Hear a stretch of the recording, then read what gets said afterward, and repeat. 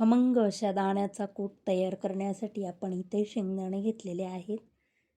एकदम बारीक असे हे शेंगदाणे आता हे आपण कढईत टाकून गॅसची फ्लेम मिडियम ठेवून एकदम खमंग असे हे शेंगदाणे आपण भाजून घ्यायचे आहेत. मध्ये आधी सतत हलवत राहायचं म्हणजे शेंगदाणे छान असे भाजले जातात. आता शेंगदाणे भाजल्यानंतर ते प्लेटमध्ये काढून आपण थंड करून घेऊया. आपले शेंगदाणे एक 10 ते 15 मिनटं थंड झालेले आहेत.